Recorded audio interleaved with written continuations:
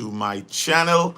I'm so happy to have you. I'm so glad that you're here, and I want to have a conversation with you this morning. For all my subscribers, I just want to say thank you so much. We're like up to 6,700 subscribers. We're looking for you to help us to get to 10,000 subscribers. We definitely want to get to 10,000 subscribers. So if you have been watching our channel but you have not subscribed, hit that subscribe button. Go ahead and hit that subscribe button. Now, I normally go live on YouTube and TikTok and Instagram and Facebook. I normally do live on these platform, but I have another channel called Make Al Banya Osharal. I also have another channel on YouTube called Michael L. Sewell SR. That's Michael L. Sewell SR. This channel is where you can find my stories from my early days as a Christian to who I am today as Ya'osher Al. This will be powerful if you want to follow that. They're long videos. I didn't really make it public go to the public. I just actually put it out there. I really didn't do much advertisement on that. I just wanted people to find it, and whoever find it can just go through the family line. But this is my focal channel right now. I'm focusing all my energy on now living in the Philippines. Now living in the Philippines. So if you have not subscribed, this is where all my lives going to be done. I'm no longer doing lives in TikTok. I'm no longer doing lives on Facebook or even on Instagram. All my lives now is going to be right here on Now Living in the Philippines. I'm asking you to share this channel with your families and friends and look up some of the videos. It's really Now Living in the Philippines. It's really a channel that was created right here in the Philippines about I'll say about a year ago when I came here for the first time in June of 2023. And I created this channel because I wanted those who are coming here from the Ya'osher Al family to see how we're living here in the Philippines. We we know that the Philippines is the birthplace of creation. We believe that this is where the Garden of Eden are. Well, is. We have the out of Africa seems like, in the Darwin theory that humanity begins out of Africa. We know that's not true. It actually begins right here in the Philippines. This is the birthplace of humanity.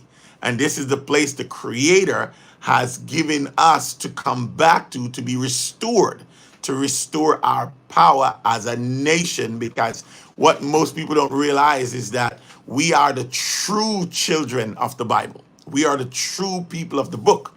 And how you know this? How do you know this? You know this simply by just the clues. If you're trying to find out something, you have to.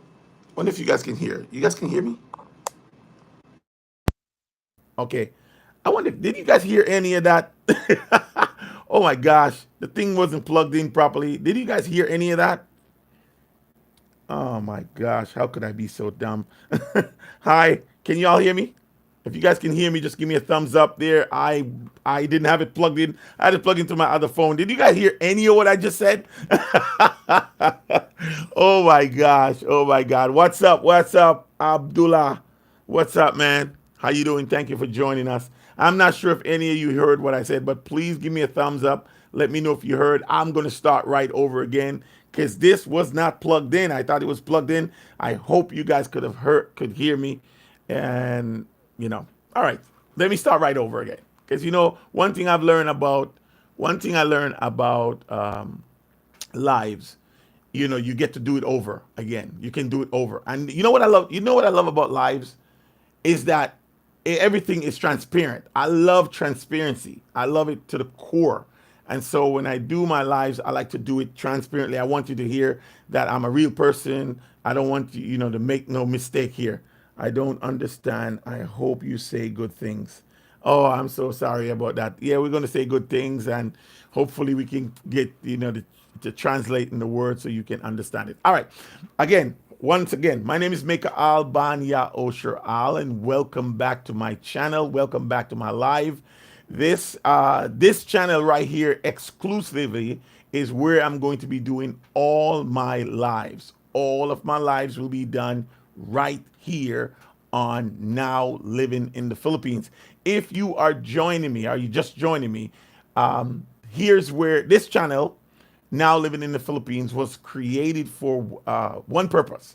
It was created for those of who can trace their lineage through the Atlantic slave trade, to show them, to give them an opportunity to see how we are actually living here in the Philippines.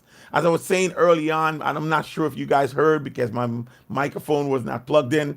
I hope you heard, but if you didn't, I'm just going to repeat myself for this first part of the live.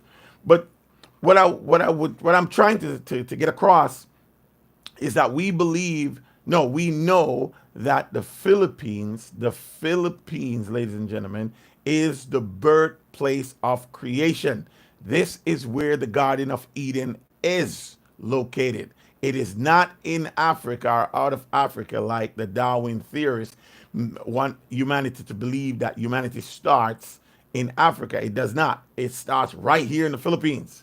And we are now here live in Cebu, Philippines. And the goal for this channel I started about a year ago is to let Yaosher out those who can trace their lineage through the Atlantic slave trade. If you can trace your lineage through the Atlantic slave trade, this message, this is for you. This is for you. For those of you who are my subscribers, I thank you so much. Philippines, man, you have been good to me. You have been good to me. Uh, Thinking about this channel right here, you are 60% of my subscribers, and I love you guys. I love the Philippines. I love Filipino people. I love the culture. I love the food. I love the place. This is paradise. The Philippines is paradise, and I just want to thank you guys for subscribing. If you are visiting this channel for the first time, please hit that subscribe button. Don't forget to hit that subscribe button.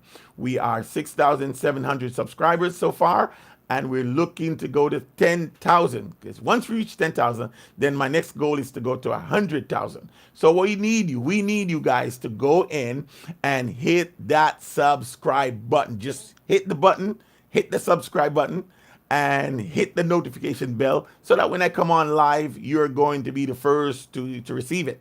Here's the thing. I used to go on TikTok, Facebook, Instagram, and yes, TikTok, Facebook, Instagram, but I'm no longer going live on any of these channels.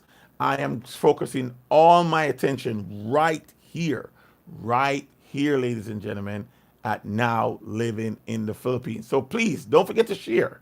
Don't forget to comment. Don't forget to like. Don't forget to hit that notification bell. All right. Today we're talking about, we're going to ask the question, and we're going to answer these questions, but we are talking about the topic today is that no one's coming to save you. No one is coming to save you. Well, what's up? What's up? Racist. Racist. That's a funny name. What's up? How you doing? Thank you for joining us. Appreciate you. Welcome to my live. All right. Awesome. Awesome. No one is coming to save you. No one is coming to save you. And so I'm going to ask some questions. Who are you waiting for? Who are you waiting for? That's a good question. No one's coming to save you. So who are you waiting for? Who do you put your hope in? Who do you put your hope in, or where do you put your hope? Who do you blame for your failures? Or failures with an S. Whose fault is it? Whose fault is it? And what can you do? You know, being on this planet for the past 53 years, I've come to learn a lot. I've come to learn a lot. I've come to see a lot. I've gained a lot of wisdom. The wisdom I come to learn and come to see and gain the understanding of just how this world works. I learned how the world works, and having 7 children, 4 girls and 3 boys, 4 girls and 3 boys, and now 6 grandchildren, 5 boys and 1 girl. Amazing, right? I teach my children, and I've taught my children that you don't go to school to get an education. I'm not sending you to school to get an education, because you must understand that education is all around us. Education is all around us. If you notice, some of the smartest people on this planet don't have a college degree. Some of the smartest people on this planet don't have a fifth grade education. If you look at the business tycoon that's running the world today, the families, they are not educated people in terms of college and school. They're not educated people. All right, look at Bill Gates and all these guys. I can name a few people here, but you get the drift. Just go Google this. Go Google the billionaires today that has no college degrees or even high school diplomas. So you put all your attention. We were given this lies that your future lies within an education from a system that is designed, ladies and gentlemen, that is built and designed to keep you boxed in, to keep you on a one-track mind, to stifle your imagination, to stifle your dreams. You got to look and you got to understand this. So I told my children, I learned this late in life. In life, but I start working very early in life. I start working at 8 years old. 8 years old, I had my first job.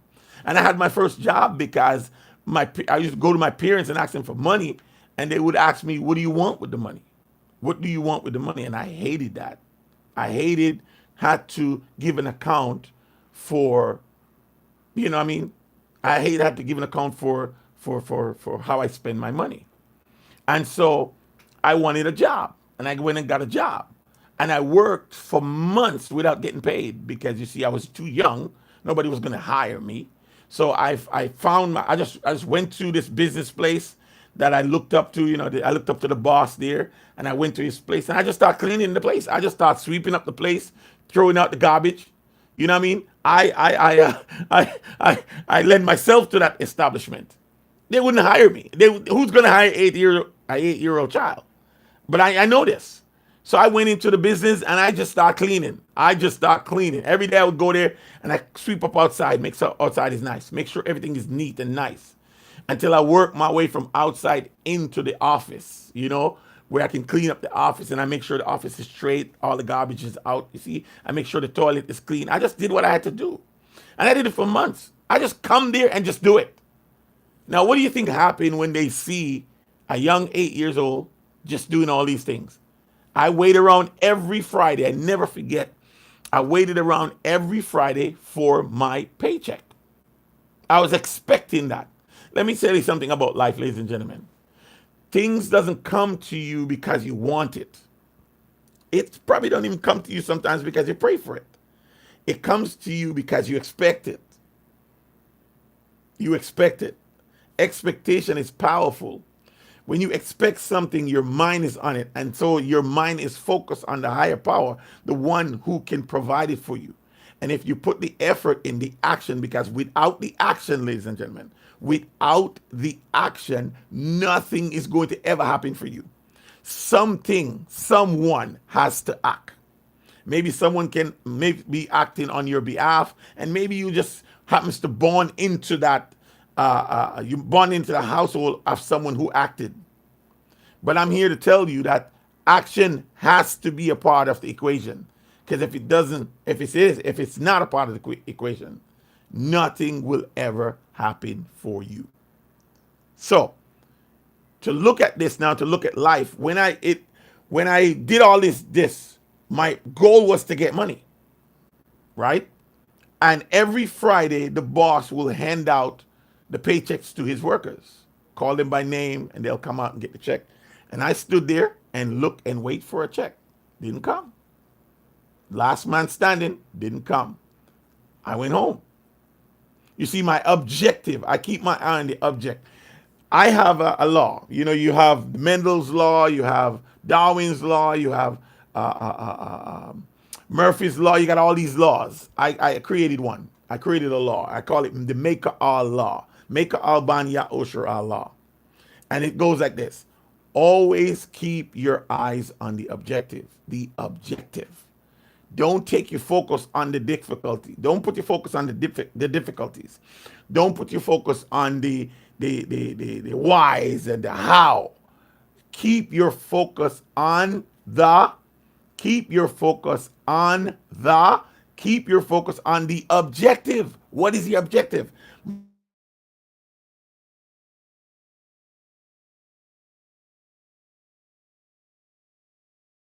I wanted some money. And so my way to get the money, hold on, let me just my way to get the money was to work for it. That's the only way I knew how to work for it, right? The only way I knew how to get the money was to work for it. And because I wasn't qualified because I was so young, I knew what I could do, so I just go do that. I found something that I could do and I did that. And I tell you, after months, I was just standing there every month, standing there every month after month. I think it took about 2 or 3 months. I worked for free, but I had nothing else to do. And what was my objective? To get some money. So I just went in there and I just worked. I did what I had to do. And then one day, the boss was calling again, everybody, one Friday. Never forget when he called my name. And I think I can't remember if he called my name first or during or last. I don't remember when he called my name, but he called my name. And he had me my first paycheck, my first ever paycheck. And that was $120. And let me tell you something, $125 actually. That money was so much, I didn't know what to do with that money. It was too much for me as a young boy at 8 years old. All I needed was $5. $5 could have get me everything I want. You see, I didn't know about investment. I didn't know about savings. I didn't know about this because I had parents. And my grandmother and my mom wasn't raised by any father, right? And my grandmother would work very hard. My mother would work very hard to raise us, and they had business. My grandmother had a restaurant. So I grew up seeing hard work. My grandmother get up early every morning around, say, 3:30, 4 o'clock to get down to the restaurant to prepare breakfast for all those who are coming in, right? And then from the breakfast, she prepared lunch and then dinner. But she had also a bar in that restaurant. So I see my grandmother work from 4 a.m. to 11, sometimes 1 a.m. in the morning, from 4 a.m. to 1 a.m., past midnight to 1 a.m. And I see her do that for years to give us the life we had. So I have work ethics. I've seen it. But they never taught us. You see, our parents, they never taught us business mindset. They never taught us about saving because, you see, our parents were so hard at work, working to give their children, give us the things they never had. But they never taught us the lessons. Thank God we learned some of the lessons over the years, but we were never taught the lessons because our parents did all the hard work for us. But I'm one such kid out of all my brothers that always wanted my own stuff. I always wanted my own. I never rely on what my mother had or what my grandmother had or what my brothers had. I want my own. If they had a car, I want my own. And I remember when I used to pray to the Father, I say, I want my own. I see my friend bought a house, and I was happy for him, but I was tired of being happy for someone, and looking at myself and not being happy for myself. Not to say I wasn't happy for someone, but I wanted to be happy for myself. And I'm like, how am I going to get my own? I want my own. Yes, I'm going to be happy for you, but I want my own. And so when I got that first paycheck, I gave my mother the $120, and I only took the $5. Because that's all I wanted. I wanted the $5. I wanted the money. And here's what I wanted the money for. To go play video games. You remember them video games? Them old Pac-Man games, the machine, the arcades. I used to like to play the art games, what we call Goop Goop Goop Goop back in Jamaica. It's a Space Invaders game. I used to like to play that, man. Oh my goodness. And I was good at it, so I could put like, 50 cents in, and I would take up the whole day on that game. I was really good at those games. So I like to play the games, and in there next to the game shop, the arcade, you some of you don't even know what I'm talking about when I say arcade, because you guys got Nintendos and well, Atari, Nintendos, PS64, and all these now. We didn't have that growing up. We had the arcade, the big machines that you got to put a quarter in to play it, right? So that's what we had. And next to that was the a store that sell ice cream sundaes and patty and cocoa bread. So $5 could have do a whole lot, and I could go to the movies on Fridays. Every Friday, the movie theaters would show 3 movies for 30 cents. Yeah, I'm telling you how old I am. 3 movies for 30 cents. So having $5 was a lot of money. I wish I had. I wish I had growing up a business investment strategy. I hope I would wish I had known how to manage money back then and manage my life and create assets at a young age. If I had that training, oh my goodness gracious, what would I have been today? And so over the years, I've gained a lot of wisdom, and I realized, man, ain't no one coming to save you. Because the way the world sets up, the way the structure and the system sets up, it sets up to keep you on a Ferris wheel. It sets up to keep you as a consumer. And that's what most people are focused, are consumed by consuming. If you have the nice things, the nice house, all of these things, the house, the car, the motorcycle, the money in the bank, if you don't have assets, man, if you don't have things that's making you money, if your money's not making you money, I'm here to tell you, my friends, that you will be consumed until you consumed out, until you dried up and there's nothing left.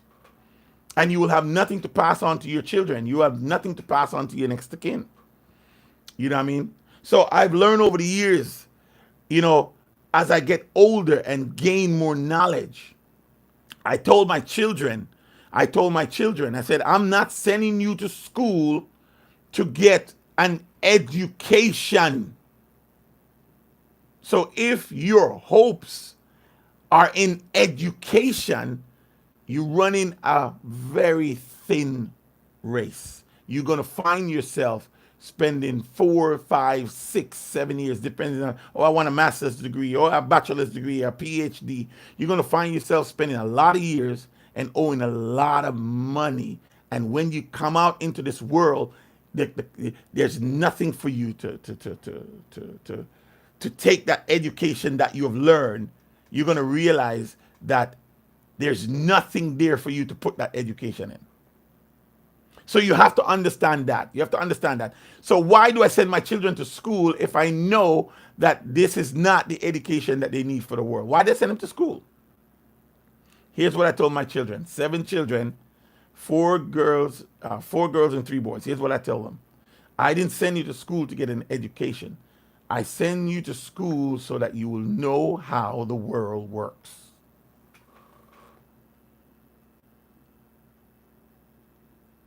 I took a pause there because I want those who are watching me to understand this.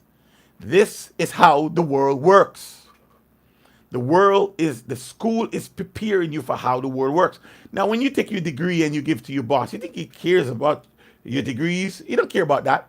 Because with all your degrees, you spend 4 years going to school, your college, you got your PhD, master's degrees, you have no experience.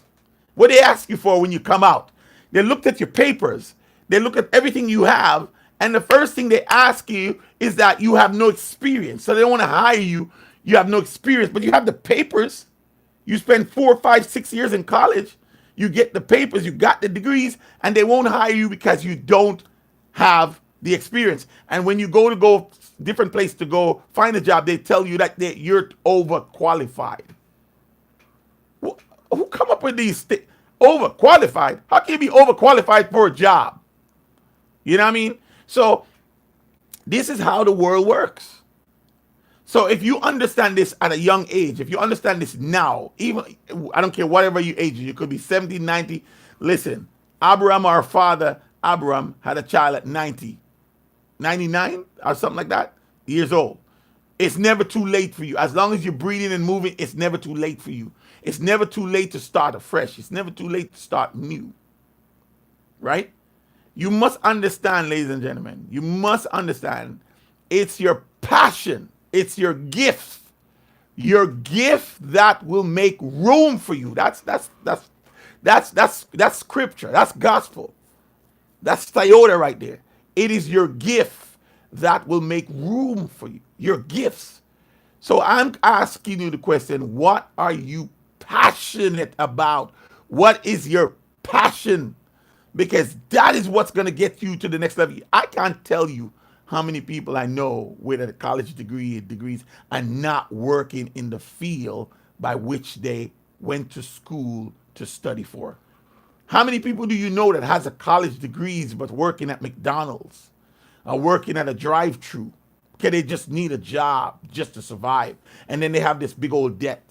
It's your passion. So when I tell you no one is coming to save you, I'm telling you the truth. Ain't no one is coming to save you. You know, when the Creator created man, you know what he did? He created a woman for the man. And he gave them a charge. He said, be fruitful and multiply, replenish the earth, subdue it, and have dominion over it. You know what the Creator gave them? The Creator gave humanity management. If you must learn anything, you got to learn to manage. Manage what? Yourself first. The first thing you have to manage is your attitude. I'm telling you, management is the key to life success. Management. You do not get what you pray for. You do not get what you pray for. You get what you can manage. You get what you can manage, ladies and gentlemen. The Creator will never give you anything beyond your ability to manage it.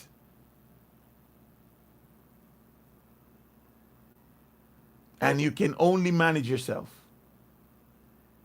That's when things start turning around for me.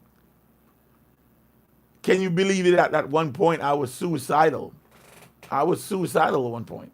I had suicidal thoughts at one point. Can you imagine that? Make all Banya Osharal have suicidal thoughts. Can you imagine that? But I did. Because nothing was going for me. Nothing was working for me. Everything I put my hand to seems to fail. I feel like a failure. I'm married, I have children. I feel like a failure. Nothing is going. I'm educated. I got skills, but nothing was going well for me. Everything I put my hand to go up and then flash right back down. Up and then flash right back down.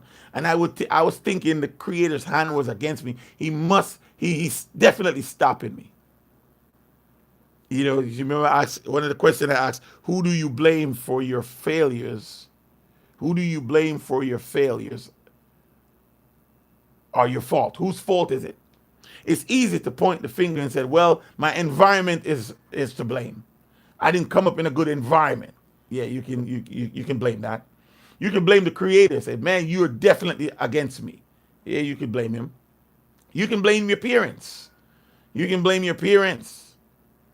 Yes, you can blame someone who you believe is the reason for your downfall, that's stopping you from achieving your goals and aspiration. You could blame the government. You could blame anyone. But let me ask you a question. Do you blame yourselves? Do you take responsibility? You see, you can play the blame game all you want. It's not going to save you. It's not going to pacify you. It's not going to change your circumstances.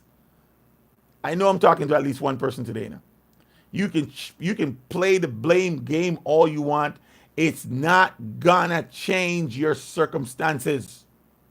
And so what I've learned over the years, accept the responsibility for where you are, even if you're not the reason why you're there. That's the power of change in your life. Is when you take full responsibility for where you are. Take full responsibility, ladies and gentlemen, for where you are. Whoever's fault it is, however you got there, it doesn't matter. What matter is the objective, is what you do now. It's what you do now that matters. And what you do now can change your outcome if you do something. Manage your life, manage your expectations, manage your failures and disappointments. You got to manage those things. That's why I told you it starts here in your mind. So a man thinketh, so is the man. This is the gospel. This is what the Messiah teaches. If that is true, if how you think is who you are, then how should you be thinking on a day-to-day basis?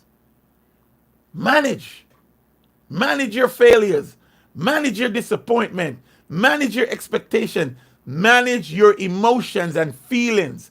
Manage your life. Your life, ladies and gentlemen, is not the breath that you breathe every day. That is not your life. That means you're alive. There's a difference. There's a difference between being alive and your life. The breath in you means that you're alive. It's what you do. Your life is what you do. What do? You eat, you drink, you go out, you pay bills. That's your life. And these are the habits. These are the things that you do over and over and over and over. And so these are the things that is your life that you're doing over and over, the results that you're receiving, the results that you got is based upon the things that you're doing over and over and over and over again. And you think about it. What do you do over and over? You get up, you get dressed, you go to work. And you work all day and you work hard. And you come home and you eat some food.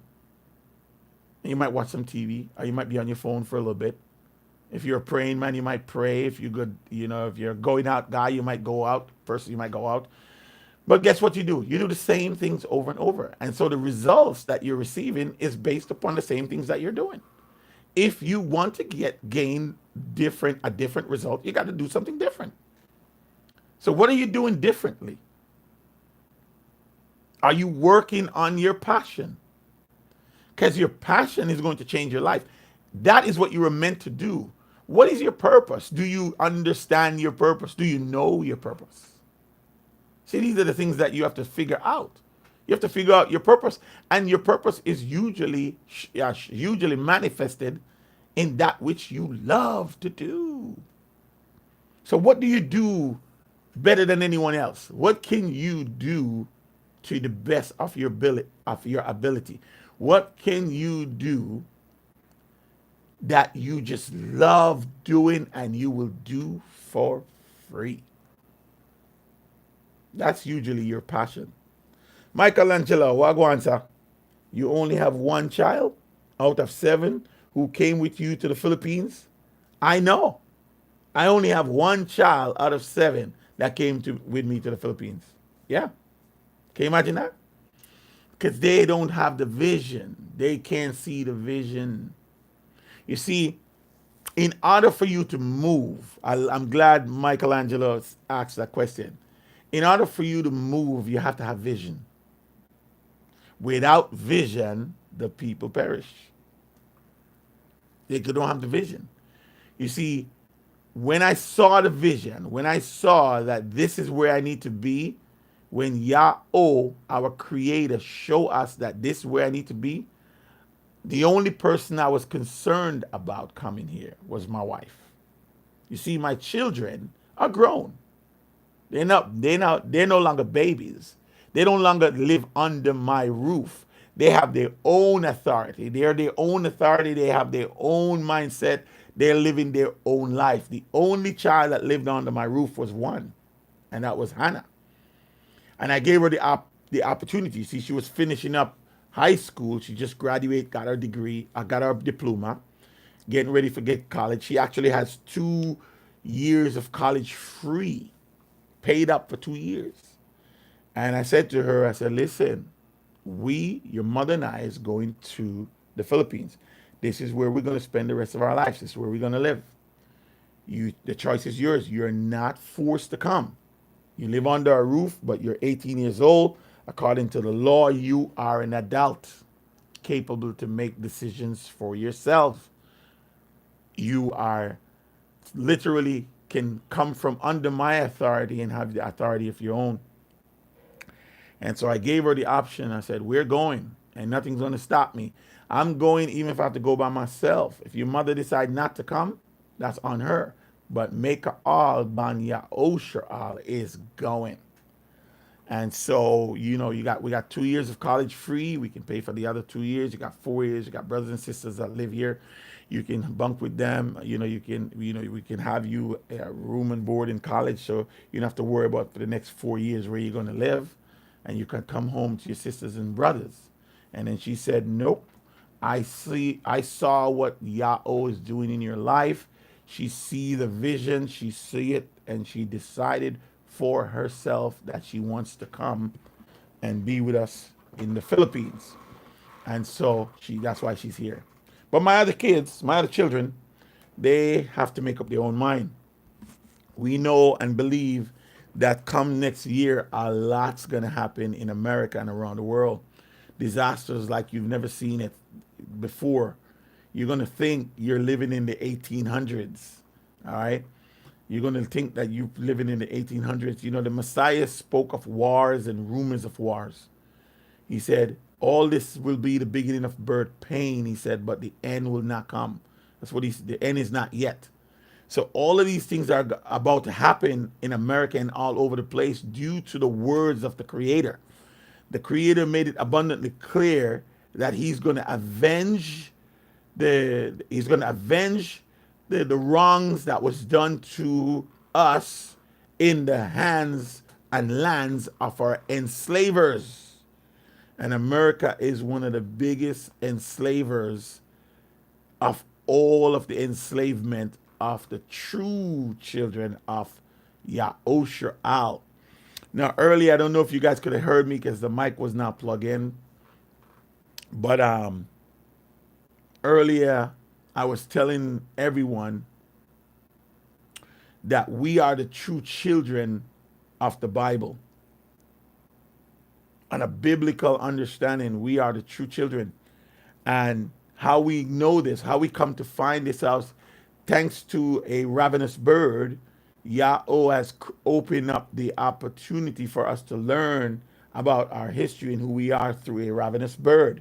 If for those who are interested to know who this ravenous bird is, you can go on his YouTube channel. He has a YouTube channel right here called The Ravenous Bird. Check that out, The Ravenous Bird. Check that out and look up true name of the Creator. Look up brought by ships. Look up leave by wings.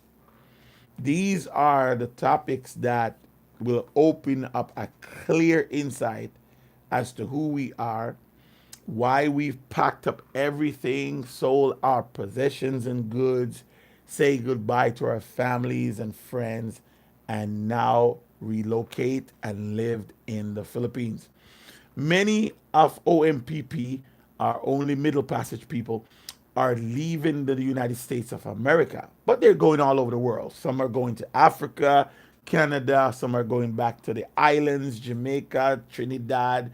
People are going back to the places of their birth because they felt like, okay, they came and they knew something's about to go down, or they just get to the point where they retire and then they just leave it. But we have to go where the Creator commands us to go. We can't just go where we feel like going and think we're going to be saved. You know what I mean? We have to go where the Creator commands us to go. And where he commands us to go is the Philippines, preferably Cebu, Philippines. That's where we reside now. This is where we live. We await to see what the Creator promised in his words that he's going to do. He gave us signs, he gave us wonders, and he gave us timing. He gave us time. He gave us time prophecy when these things are going to happen. The only thing that we do not know is the actual date, time, and hour of these things. But we know we can look at the seasons, and we look at the seasons, and we look at the leaves on the tree, and we know when spring is here. We look at when the leaves fall off the tree, and we know. So we know by the signs. We look at the signs. The signs lead to the destination, and we know now from the prophecy where we are.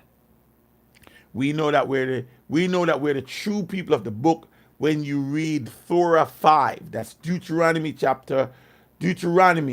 That's the 5 books of Masha, aka Moses.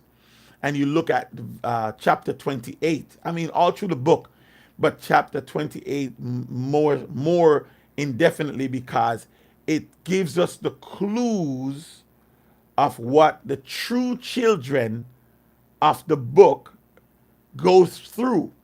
These clues are identifying mark as to who these people are. Now, for growing up, again, I was brought up to believe that the Jews today that occupies the promised land today are the true people of God. And I believe that my whole life until I start asking questions, until truth start to be revealed. Because truth is always going to be challenged. If you don't know this by now, truth is always going to be challenged. And so what I thought was true was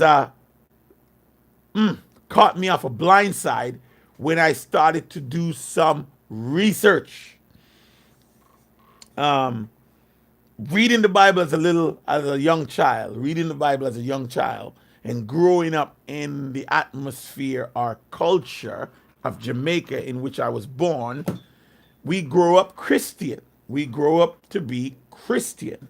We believed at the time in the name of Jesus. We believe at the time that Jesus was this white guy, blonde hair, blue eyes. Every movie you see of Jesus, he's white, and all his disciples are white. The only black person that we saw in the movie was the one who carried the cross. So it makes you think, when you watch these movies, you would think that black people have actually no history. And the history that we have was enslavement. The history that we have was enslavement. So you grow up, you accept that because that's all you know. But when you read the Bible, you start looking at certain things, you start asking certain questions. You go, wait a minute.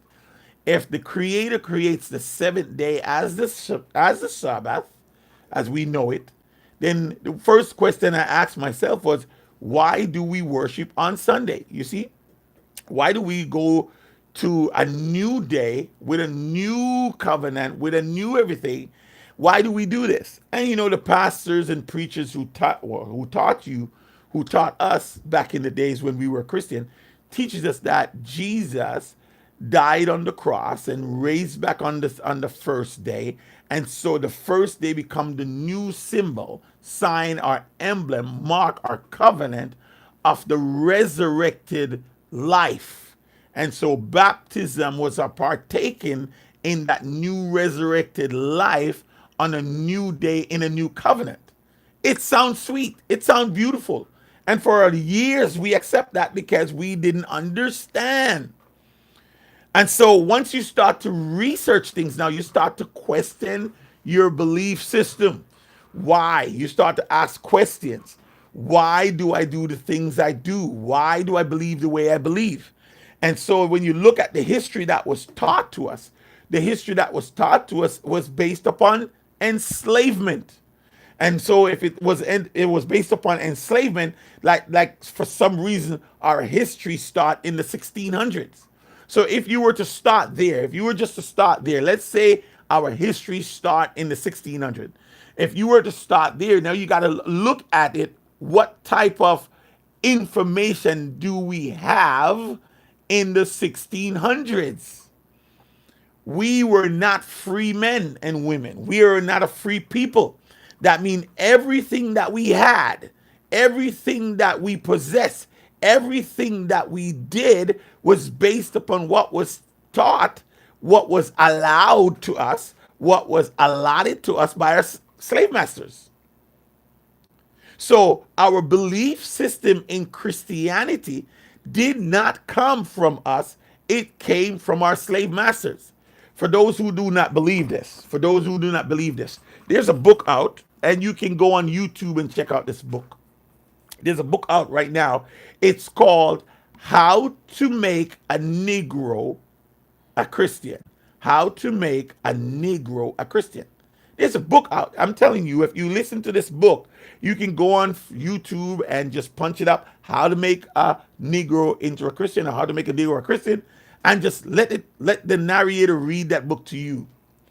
Christianity was something from slavery that was put upon us and forced upon us.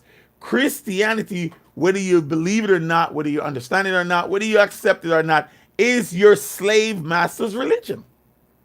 That's powerful. That's crazy.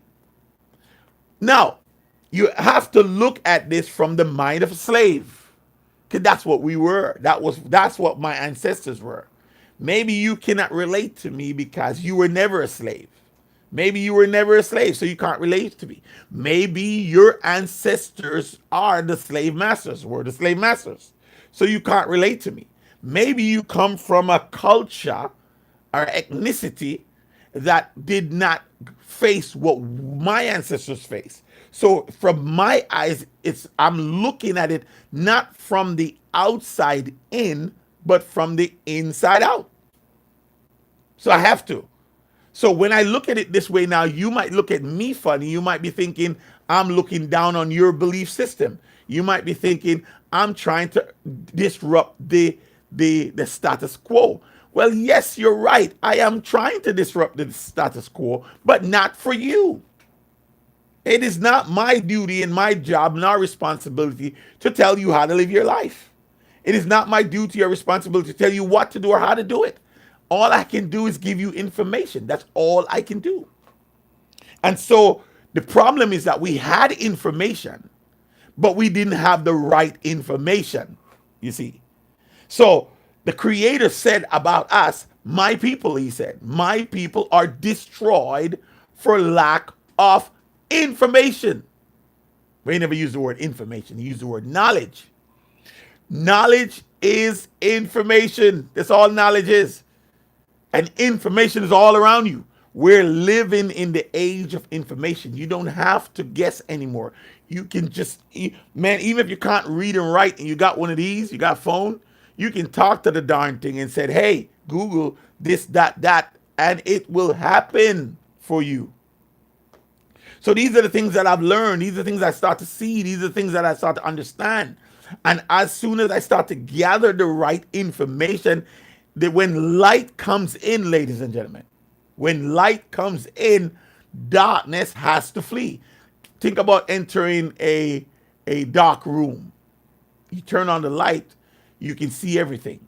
In the darkness, you can't see nothing. Nothing is visible to you. You will bump into things. But if you turn the light on, you can see everything. And then when you see everything, you go, oh my goodness. At first, you become afraid because you're like, wait a minute, could this be true? But then you trust in your eyes. This is what I'm looking at it. I can see it for myself. I'm no longer getting secondhand information. So once you start to look at these things and your eyes start to open, and one thing I realized, when the room is dark and you've been in the room for a long time, your pupils in your eyes is adjusted to the dark. That means your pupils are wider to collect more of the rays of the light. That's why when you're in a dark room, wherever there's light, your eyes focus on that light. But if someone was to come in and turn on that light, guess what's going to happen? You're going to be, for that moment, you're going to be temporarily blinded. This is why when someone turn on the light, you shield yourself. Why? Because so much light is coming in. So once the light comes in, your pupils now dilated and go very down, very low, because your pupils are sensitive to light. I learned these things. And that's what truth is. Truth is. When truth comes, it makes you sensitive, and that's why you become so angry and you're upset because now someone is poking a hole into your belief system, but you can't help it. If you're called to the truth, you're going to have to revisit it. Even if you deny it for some time, you're going to have to revisit it. And as long as you're alive, you're going to revisit it. So I start looking at this truth. I start to ask questions. And the first question is, okay, if the Creator creates the heavens and earth on 6 days, and the seventh day he rested, and the seventh day seems to be a very special day to him. He hallowed it, sanctified it, and blessed it, you know, and made it holy. And I'm like, he set it aside from the other days and he called it his day. How is it that we're worshiping on Sunday? How is it that Sunday becomes the new covenant? How comes Sunday now becomes the new day of worship and holy convocation? So I started to look at these things, ladies and gentlemen, and then I'm telling you, you can't look at truth and remain in error. It's impossible. Because now, ladies and gentlemen, you're no longer ignorant. You're no longer ignorant. You're acting not in ignorance now. Now you know. Now it's deliberate. Now your ignorance becomes your rebellion. Because you know. You know. So now you ask the question. So now you have to dive deep into this. Okay, so what happened? They say Jesus rose on the first day, and that is why. But when you look at the scripture, the Bible says, he died, and he's supposed to spend 3 days in the grave, and then after the 3 days, he's supposed to come back to life.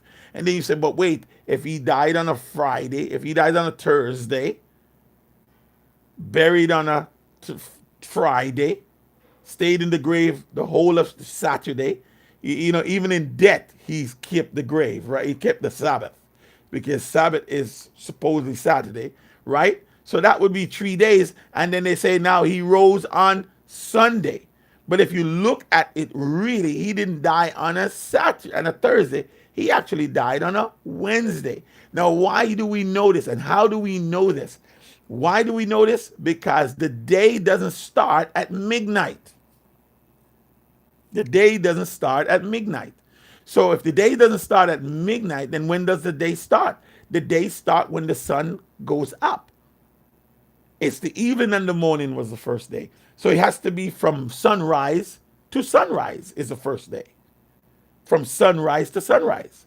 So if that is true, then he would have been risen on the seventh day, not on the first day. That's the truth, ladies and gentlemen, if you're checking tree sunrise and sunset. You see what I'm saying? It has to be a sunrise. Then you got to look at now, the next thing you got to look at now, you got to look at covenant. What is a covenant? And not only what is a covenant, but you have to look at who the covenant is made for.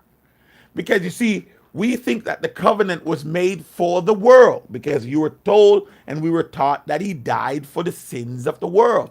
But when you look again at the truth, you realize he said he was sent only to the lost sheep of Yahushua, aka Israel. So now you start looking at these things. If he was sent only to the lost sheep of Israel, how could he died for the sins of the world? If he was sent to a peculiar people, how could he died for the sins of the world? It didn't make sense. And then when you start looking at a covenant, you know what I'm saying? When you start to look at a covenant, you say, wait a minute. What is this covenant? And who the covenant is made with? The covenant is a promise from Yahweh to us, his people, where he said he's going to put his laws in our minds and hearts. That means he's going to take those laws, there was 1,880 laws, he's going to put them in our hearts and mind, and he's going to be our God, and we're going to be his people, and never again, a man shall teach his brother about him, that we all know him. And so when you look at this, when you look at the covenant is for that same peculiar people. The covenant is not made with the world. If you were to read the Bible from beginning to end, you will see that he made maybe one covenant, two covenant with the entire world. And that covenant was the rest, the Shabbat, which is not only his sign, his mark, his seal, his sign, his mark, his seal, but also his token. And he made that with the entire world. It is the signature of creation. The Sabbath is leading to the one who creates everything. It's a mark between him and his people forever. Right? The next covenant he made with the world is the rainbow. Every one of us seen it at some point. If you've seen a rainbow, that means he made a covenant with you. Right? And that covenant is an everlasting covenant. All covenants are everlasting. You all right? So, outside of those two covenants, he makes no covenant with the world. He made the covenant with the children of Abram. The children of Abram. And not all of Abraham's children is the covenant child. It's the promised seed, which is Isaiah, which comes to Jacob, and the 12 tribes are 13 tribes. You see what I'm saying? And when you watch the ravenous bird on YouTube, brought by ships, he's going to explain all of that to you in great details.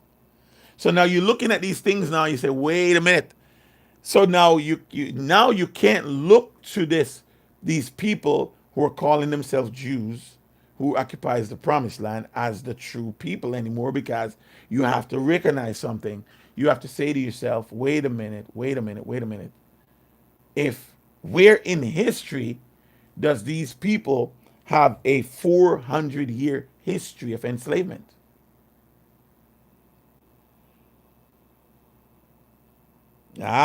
So Michelangelo asks, your fate brought you there, but at what point would you say the prophecy is wrong?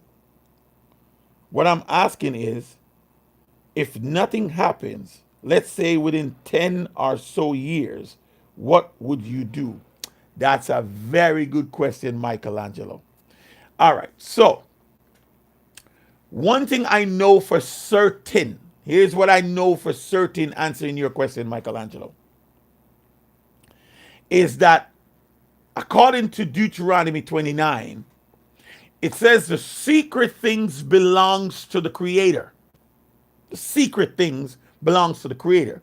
But that which is revealed belongs to us and our children. That's number one. All that is secret belongs to the Creator, but that which is revealed. So there are some things that I'm not going to know. I have to come to understand this. But there's some things that I will know. All right? Psalms 89 and verse 34 state, my covenant will I not break, saith the Creator, nor alter the things that gone out of my lips. In the book of Matthew, the Messiah state, he said, man shall not live by bread alone, but by every word. Come on now, not some, not partial, not pick and choose what I want to think and believe and accept and don't accept. Man shall not live by bread alone, but by every word. Every word that proceed out of the mouth of the Creator. Okay? These are very interesting and intricate things to hold on to. Lastly, in Amos 3, the prophet teaches us that the Creator, the heavenly Creator, will do nothing but to reveal his secrets to these servants, the prophets. So, if I want to know his plans, if I want to know his revealed plans to his revealed people, I must consult the prophets. Now, Isaiah 46 and verse 11 teaches us that a prophet who will have the title ravenous bird was set up by the Creator to execute his counsel from a far country, a far country, which is Philippines, Cebu. that this prophet will not be a native of the Philippines. That means he would not be born here. He would come from the north. He will come from a foreign country to be here. And that this man will execute his counsel, of which we have. We have a ravenous bird who came from our own people, who speak the word, the source language fluently, who can read it and write it and reconstruct it, just like the Creator said, who is teaching us the truth about not only who we are, but the prophecies that are to come. We have this man. He's among us. He's the ravenous bird. Go check out his YouTube channel. Now, as for me, what if nothing happened? I do not live my life on what if. What if is not faith. You either believe or you don't believe. You believe the words or you don't believe the words. If what this man preaches to us does not come true, then this man will not be a prophet from the Creator. He would not be a prophet. And everything that we were told was lies. That's just the way it is. Because the Creator does not deal in half truth. He doesn't deal in half truth. It's either or. It's either or. It's either the truth or not. It's either these things are going to happen or not. That is why, Michelangelo, I put myself here in the Philippines. That is why I left my children behind. That is why I left my mother behind. That is why I left my friends behind. That's why I sold my house and give up my job. That's why I sold my business, to be here, because I believe. Here's the alternative though. If nothing happens, I'm still not going back to America. I am done with America. Not for debt, not for marriage, not for nothing. I am not going back to America. Philippines will be my home until I die. This is my place of life. This is where I'm going to be buried until they take up my bones and bring it to the promised land that the Creator allotted for us. We're going to be living, our people are going to be renewing power right here. We're going to become a nation again, because the children of Yahushua is not a nation. Our actual place of residency, Jerusalem, aka Jerusalem, is laid buried and waste right now. It's a wasteland according to the scriptures. You see, over there where they have Jerusalem now and everything that's happening over there, and the three different biggest religion of the world fighting for supremacy, Christianity, Islam, and Judaism. That's not the true place of the true site of the temple. That's not the true place. It's actually in Telerad. And it's laid waste right now, just like the Creator said it was going to be. The people who are fighting over there for this, they're not the true people. They're not the true people. And like going back to what I was saying earlier, how do we know that they're not the true people? Here's how we know. One, they're white. That's number one. That's number one. Their skin is white. No white people share the covenant promise from the seed of Abraham bloodline. They can join themselves, but they don't share in that promised seed. Watch this. Two, watch this. Watch this now. Two, those people who are occupying the land, in the wrong place, of course, but it's still part of the land, does not have a 400-year history of enslavement.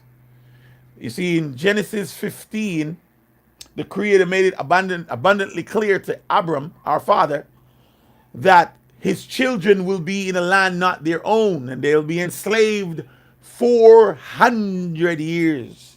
And after the 400 years, the Creator said he will come and drive and punish the nation, our nations that we serve as slave. They will get a double portion. All the prophets has foretold this. Yaram Ya'o, Yeshaya. Oh, that's Jeremiah and Isaiah. Go read this. Habakkuk, Zephaniah. All these prophets has foretold a destruction that is coming to the land of our enslavement. It must happen. If it doesn't happen, then the Creator ceases to be Creator. Because His word, His mouth has spoken it. And He said He will not alter the things that gone out of His lips. So everything has to happen within the time frame from which it happened. So we know that these people could never be the promised people of the book, because nowhere in their history do they have a 400 years of enslavement. So you have to rule them out. Here's another clue for you. Nowhere in their history, I'm talking about the Jews who occupy the promised land. Nowhere in their history, ladies and gentlemen, nowhere in their history do they have a history of being slave brought by ships and scattered throughout all the nation of the land.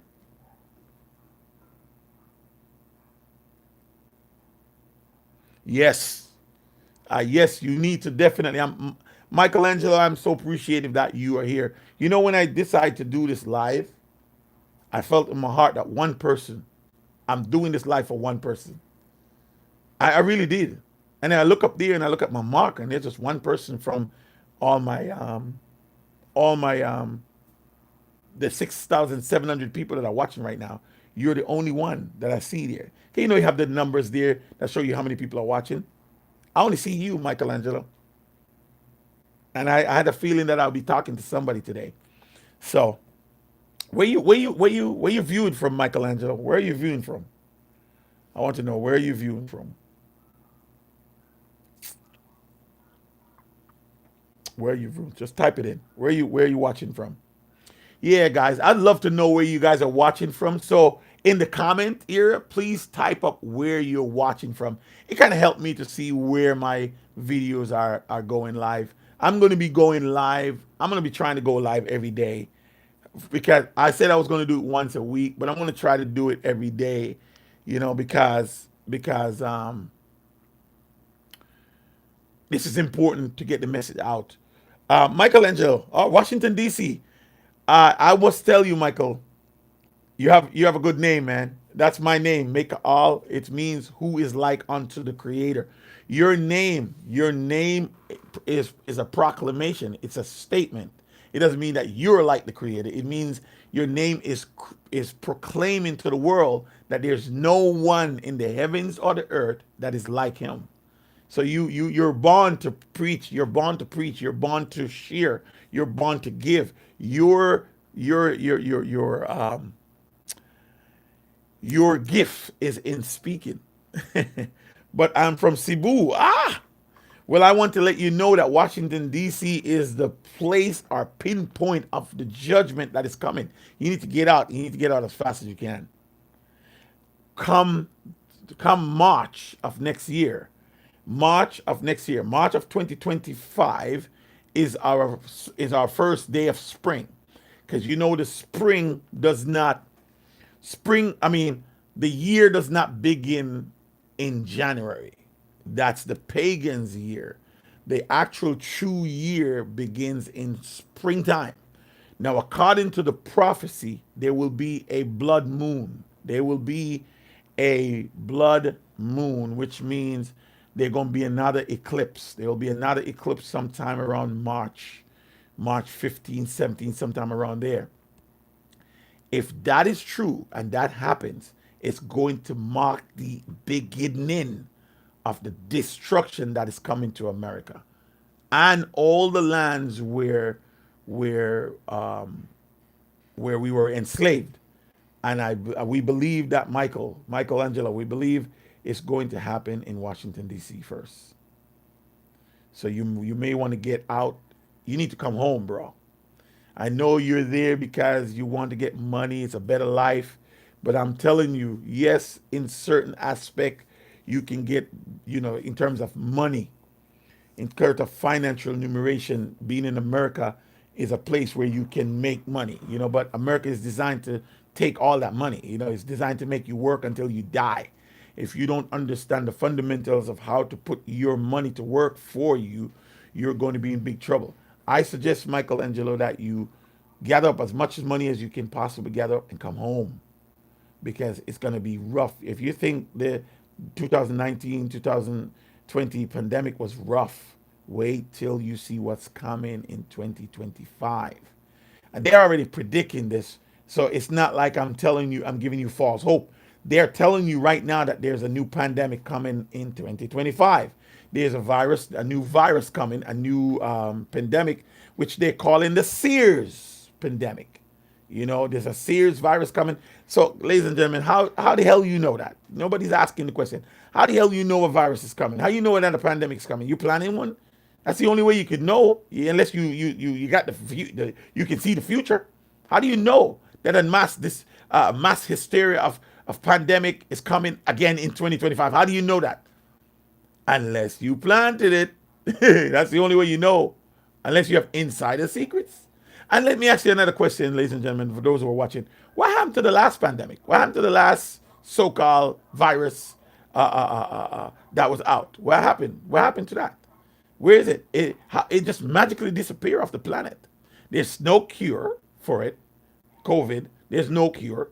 So where is it? It just gone? It disappeared off the planet? It just gone? Just evaporate?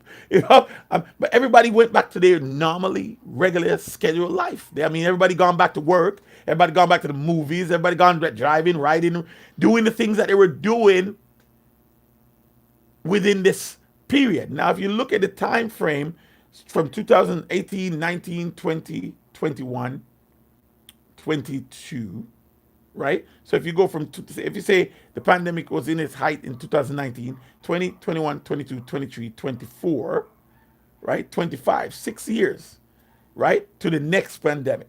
How the hell? I guess what I'm trying to do is put questions in your minds. Okay? If you're not asking questions and you're not seeking answers, you got to ask questions.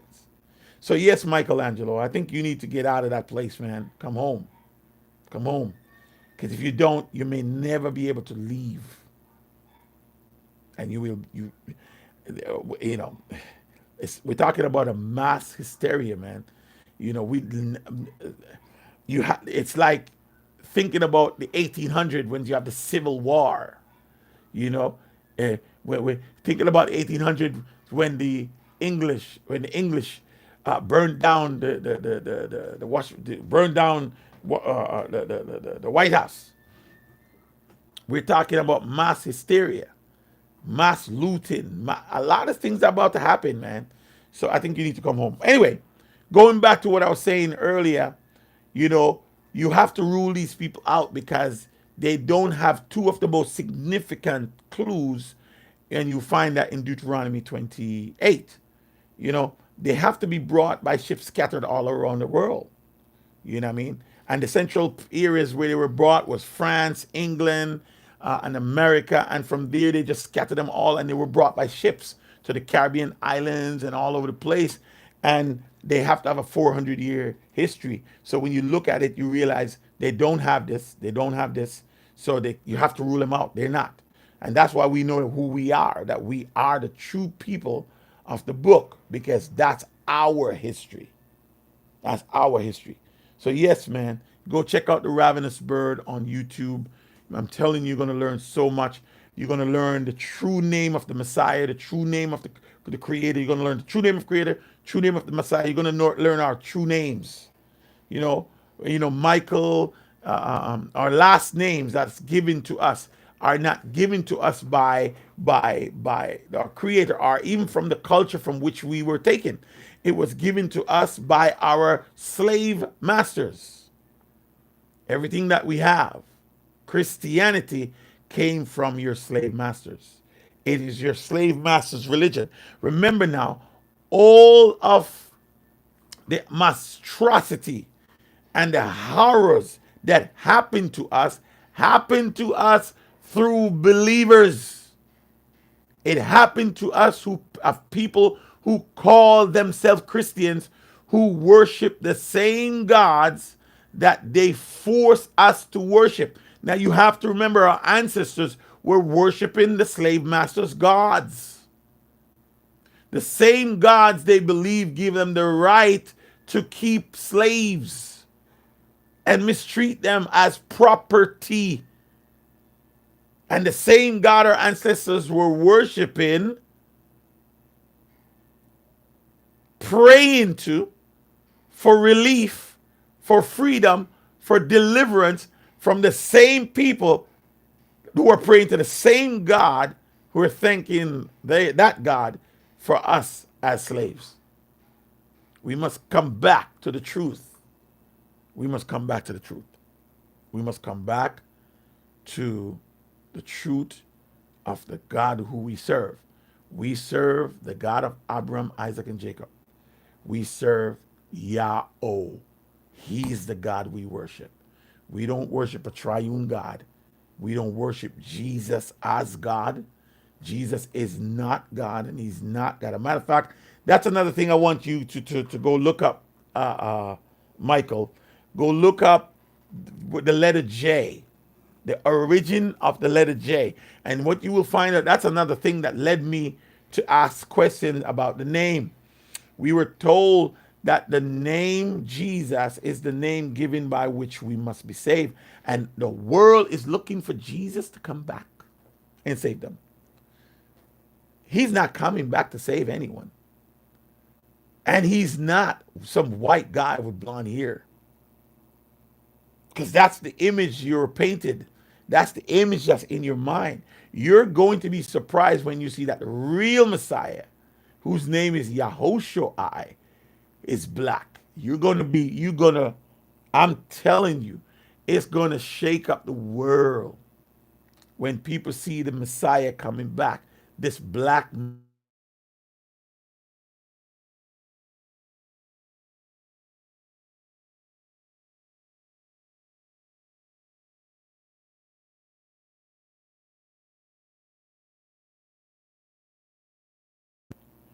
I think this guy's calling me back, but I can't talk to him right now.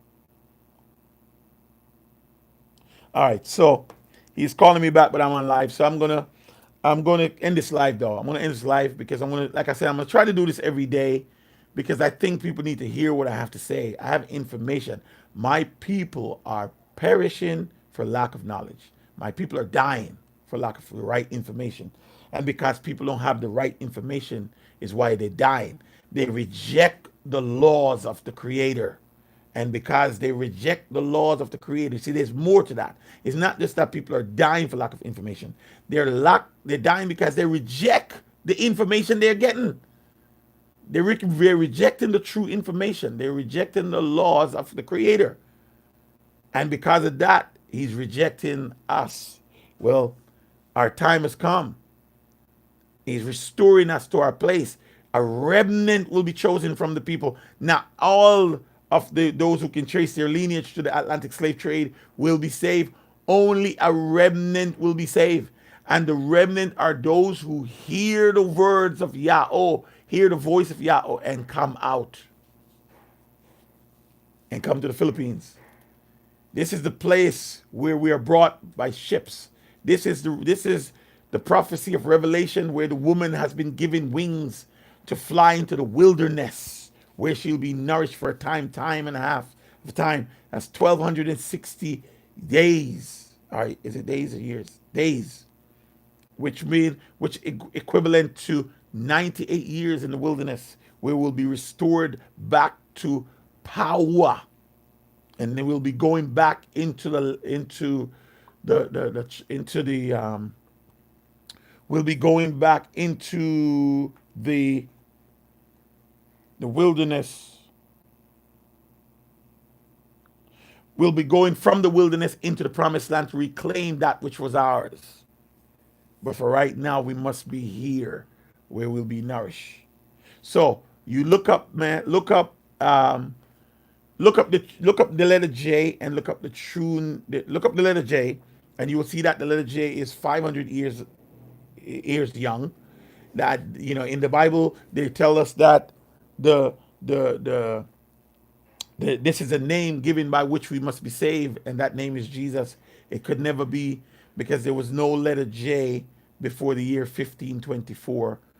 No letter J. Even in the Greek translation or transliteration of the Bible, they never called him Jesus. His name was Iesus, which actually, when really looked deeply into it, means hail Zeus.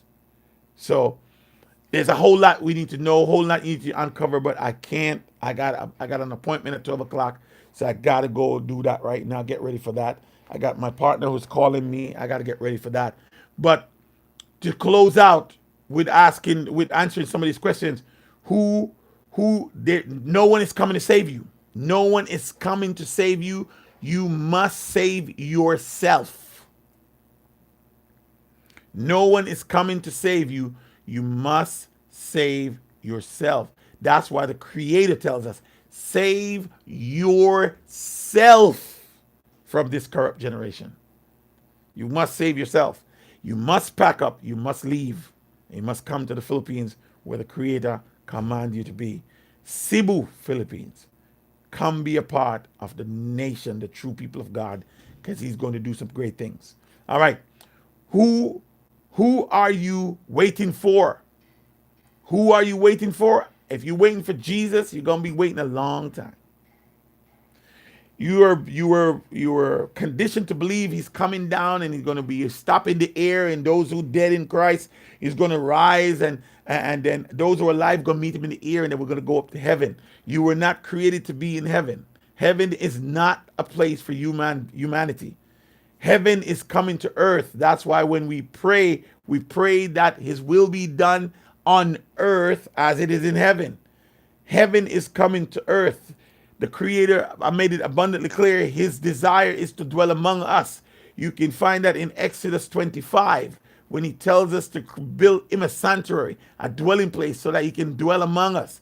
You can find that in Ezekiel 36 and 37 at the end, where He tells us He will put His sanctuary in the midst of us forever. There is no going to heaven. Heaven is coming to earth. You're going to be waiting a long time. Heaven is coming here. His will be done on earth as it is in heaven. Okay? To answer the question, who do you put your trust in? I'm telling you not to put your trust in any man. Don't put your trust in me. Do not trust me. I'm not your salvation. Put your trust in the Creator, whose name is Yahweh. Listen, ladies and gentlemen. Curse, He said. Curse is the man who looked to man. Curse! You are under a curse if you put your trust in man. That's why most of you put your trust in government. You put your trust in religion. You put your trust in education. You put your trust in that which man built. You must understand that what you're looking for is already inside of you. The kingdom of heaven is inside of you. No one can say, here it is or there it is. It's inside of you. Put your trust in the Creator. He will send you to His prophets. His servants, the prophet, and He sent me to the ravenous bird. And that's why I'm here today in the Philippines. Without a ravenous bird, I would have not be here today, because I would have known the truth. I wouldn't have known the truth. I've known the truth now. I've heard it. I had the right information. I comprehend the information and I put it to action. You see, wisdom is information, the right information and the right understanding of that information put into action. That's what wisdom is. The tree must combine. The two, information and comprehension, is one, and wisdom is the action or the ability to carry out that information. And that's why I'm here in the Philippines. Who do you blame for your failures? I'm telling you, you can blame Uncle Tom. You can blame Uncle Harry. You can blame Uncle Dick, our cousin, our auntie. You can blame your environment. You can blame your government. You can blame your religion. You can blame your culture. I'm telling you, no one is to blame. No one is to be blamed for your failures. Do not blame even yourself because you're still alive. And I'm telling you, if you're still alive, you can make those changes. If you're still alive, you can start over. As long as you're alive, you can start now. You can change your life now. Don't blame anyone. Take responsibility for where you are. Where you were born, it's beyond your control. The name you have is beyond your control. The things that are happening around you is beyond your control. Only focus on that which you can control. That which you can't control, this is what I want you to say. It is what it is. Because when you can say it is what it is, it means that you're powerful. Don't worry about the things that's not in your control. Focus on that which is in your control.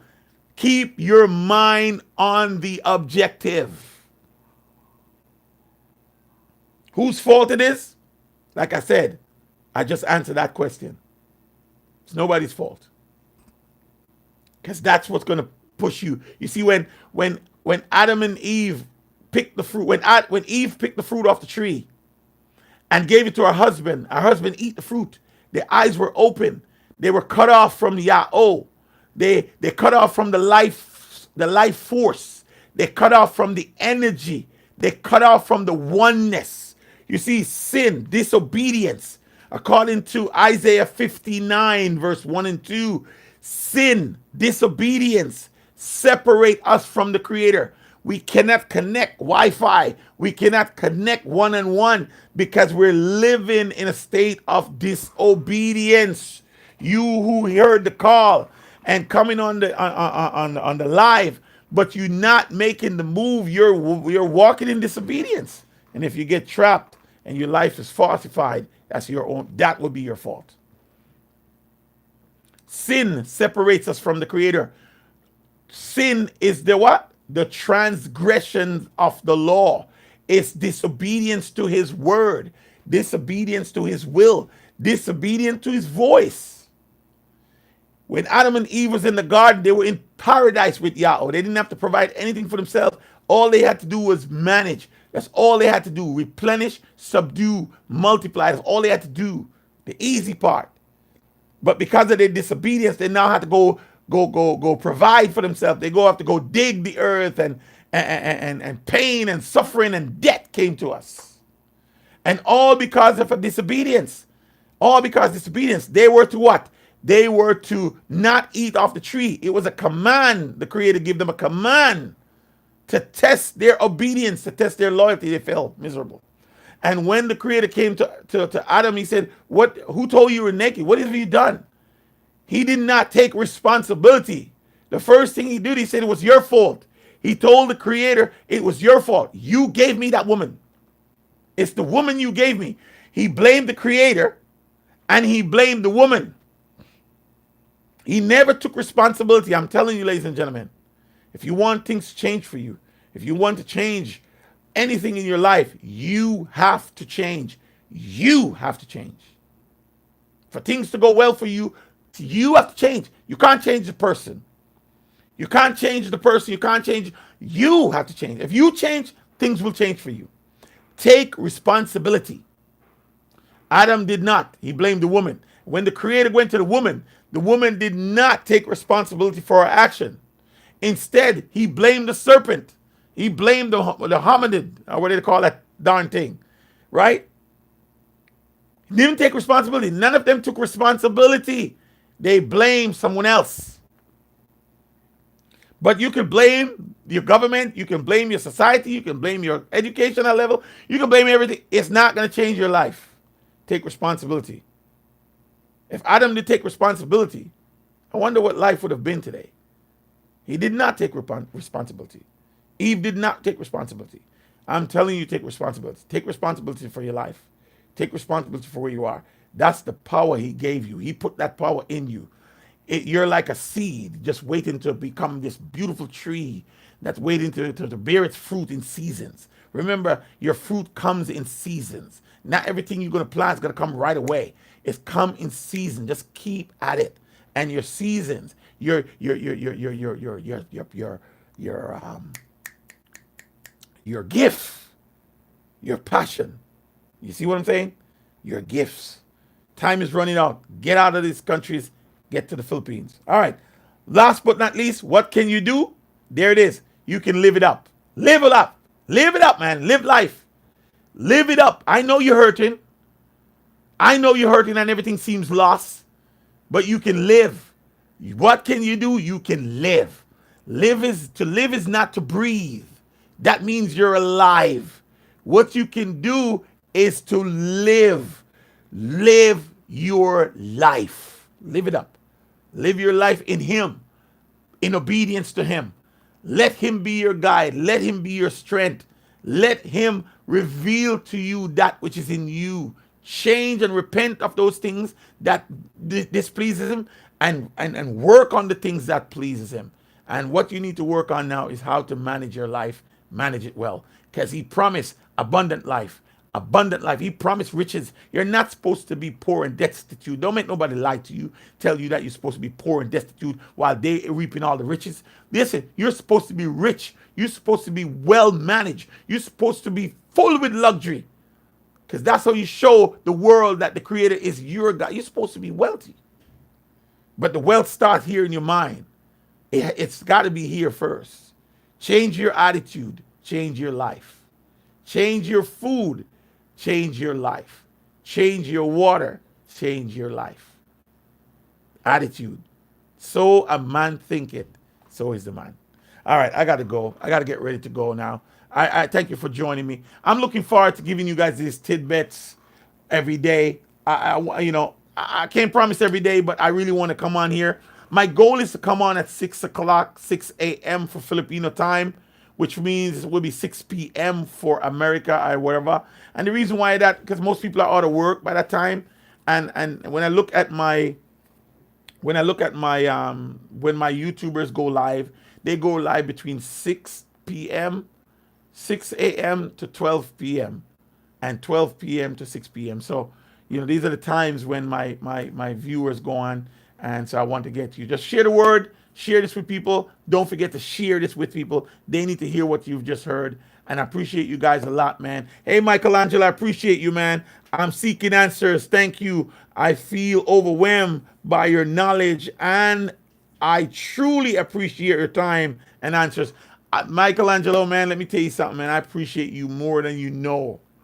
More than you know. You see, many shall come from the east and the west and sit in the seat with Abram at the feast, but the subjects, the children of the kingdom, shall be tossed out. You see? And you know why? Because they have the bloodline. They have the bloodline, but they don't have the mind. They have the bloodline. They have the information. They comprehend the information, but they don't have the action. They have no oil in their lamps, and that's why they're going to get left behind. But you, a guy like you, Michelangelo, who hear the word and seek in truth, the Creator is the one who sets you up to receive this word right now. And He's calling you back home. You need to come home. I know you don't want to hear that. I know you don't want to hear that because you felt like you're running away from poverty and you're running away from this life to go to America to make a better life. I'm telling you, you had a better life here. You just didn't know it.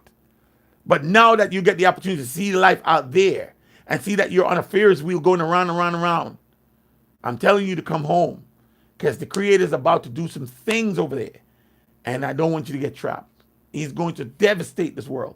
The world going to know His name. He said, and the heathens shall know my name. He kept His name away from us. This is written in the curse. He said, we will not know His name. We will serve the God of wood and stone. You know what the God of wood and stone is? The God of wood is Christianity.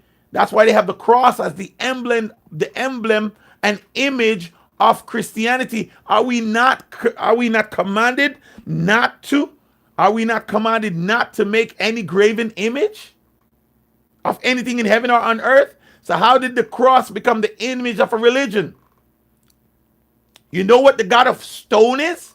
You know which religion is the God of stone?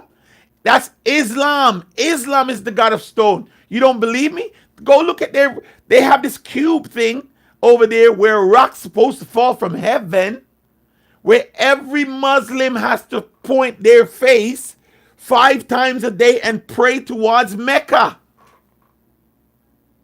Yeah, they're praying and bowing down to a rock.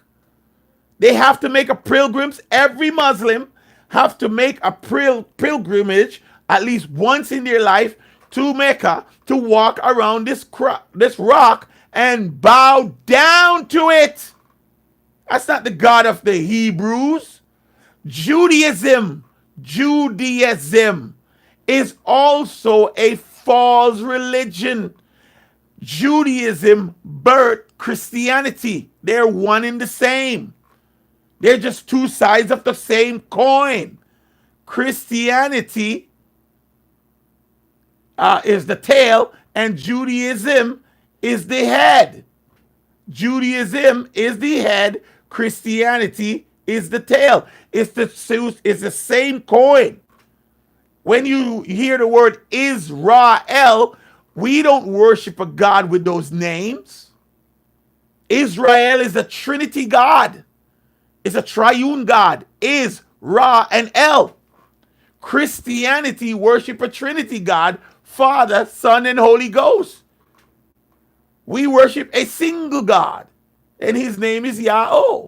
We don't worship a triune God. We don't worship false God. But it was said that we would choose slavery. We would be banished from our culture, banished from our names, banished from the name of our God. You see, we have the name of our God. That's why he said, my people are called by my name.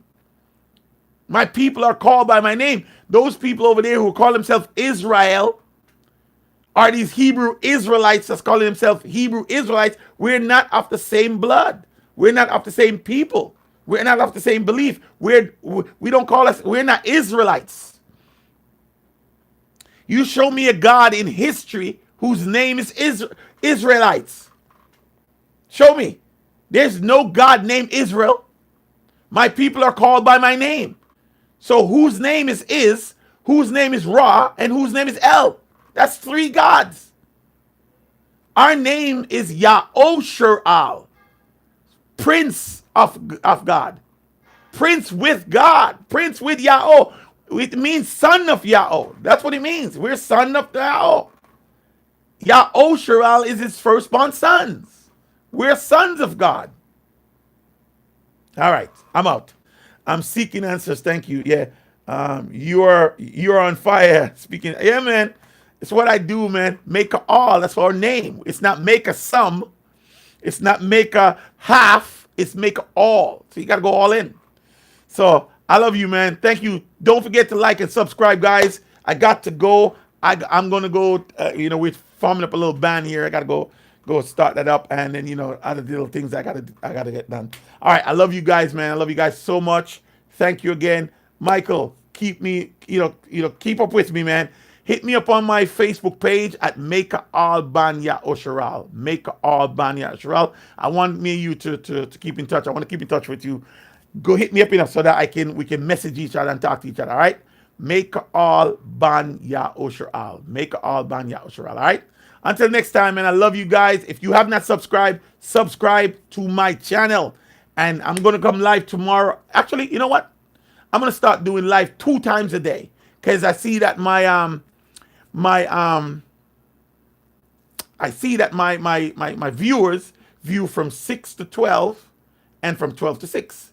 So it works perfect. So when there's 6 o'clock here in the Philippines, AM, it's 6 p.m. in the foreign lands. When it's 6 p.m. in foreign land, it's 6 o'clock here in 6 a.m. here. So I'm going to start doing 6 in the morning and 6 at night. 2. Not today though, because I'm going to do some things and it might last me today. But starting tomorrow, I'm going to do 6 a.m. and 6 p.m. That's when I'm going to do live. I'm going to do it every day. I'm going to do it every day because I got so much to share and so much to give. And we're going to talk. So again, thank you. Hit me up. Help us get to 10,000. We're 6,700 subscribers now. Don't forget to hit that subscribe button. Until next time, thank you guys. Peace.